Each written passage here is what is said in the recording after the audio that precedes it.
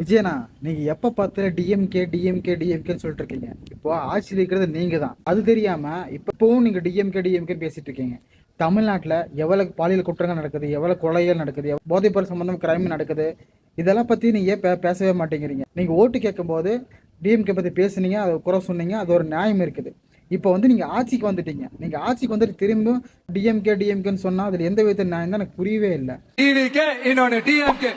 ஆனா இந்த திமுகவும் மற்றும் பலரும் ஒன்னா சேர்ந்துகிட்டு இந்த விஜயோட ஆட்சி வந்துடக்கூடாதுன்னு சொல்லி இந்த விஜயோட ஆட்சி அமைஞ்சிடக்கூடாதுன்னு தடுக்க நினைச்ச ஸ்டாலின் சாரா, அவ்வளவுதான்.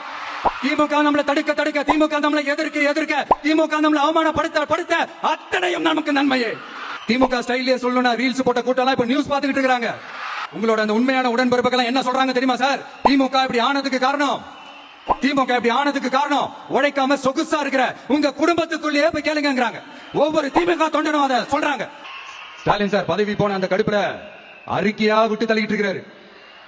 அடுத்து இந்த சட்டம் ஒழுங்கு அது சரியில்லை இது சரியில்லைன்னு சொல்லி திமுகவும் மற்றும் பலரும் மாறி மாறி கூவுறீங்க. அதாங்க திமுகவும் மற்றும் பலரும் ஒன்னா சேர்ந்துகிட்டு. அடுத்து ஸ்டாலின் சார், திமுக வந்து இப்ப தீய சக்தி மட்டும் இல்ல, மக்களை விட்டு ரொம்ப தூரமா போன தூர சக்தி. ஸ்டாலின் சார் மாதிரி ஊசலாட்டம் இருக்கவே இருக்காது. மதச்சார்பற்ற கொள்கையில சமரசமே இல்லை. நீங்க வந்து மிகப்பெரிய தப்பு ஒன்று பண்றீங்க. என்னன்னா, உங்க ஃபேன்ஸ் எல்லாத்தையும், அதாவது இங்க எல்லாத்தையுமே வந்து மேனிபுலேட் பண்றீங்க.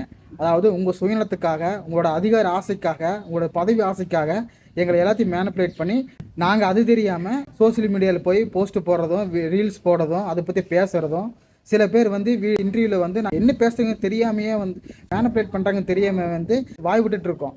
ஆனால் எங்கள் மேலே யாராச்சும் கேஸ் போட்டால் யார் பார்த்துக்குவான்? நீங்கள் வந்து பார்த்துக்குவீங்களா? நண்பா நம்பீஸ், நீங்கள் கொஞ்சம் கேர்ஃபுல்லாக இருங்க. நம்ம விஜயனா வந்து நம்ம மேலே அவங்களோட இன்ஃப்ளூயன்ஸ் யூஸ் பண்ணுறாரு. அதாவது நம்ம மேனிபுலேட் பண்ணி தவறான திசையில் திருப்பிட்டு இருக்காது. பெண்கள் பாதுகாப்புக்காக சிங்கப்பெண் படைத்திட்டம் சொல்லி கொண்டு வந்து சொன்னாங்க. அதுவும் இப்போ வரைக்கும் கொண்டு வரல. விவசாய கடன் தள்ளுபடி பண்ணன்னு சொல்றாங்க. அதுவும் உருப்படியாக கொண்டு வரல. மின்சார இலவசம் சொல்லி சொன்னாங்க. அதிலும் குளறுபடி, எல்லாத்துலேயுமே குளறுபடி நடந்துட்டு இருக்கு. ஆனால் அதை பற்றி எதுவுமே பேச மாட்டேங்கிறீங்க. எதுக்கு இடத்துல டிஎம்கே சொல்லிட்டு இருக்கீங்க. நண்பா நம்பீஸ், நீங்கள் கொஞ்சம் கேர்ஃபுல்லாக இருங்க. விஜயனா வந்து நம்ம நல்ல வழியில் காமிக்கலைங்கிறது இதுலேருந்தே நமக்கு தெரிய வருது. எங்கள் மேலே யாராச்சும் கேஸ் போட்டால் யார் பார்த்துக்குவான்? நீங்கள் பாட்டு ஜாலியாக போயிடுவீங்க. அது அனுபவிக்கிறது யார்? நாங்கள் தான். அது தெரியாமல் நண்பா நம்பீஸ், அது தெரியாமல் நீங்கள் தவறான வழியில் போயிட்டுருக்கீங்க.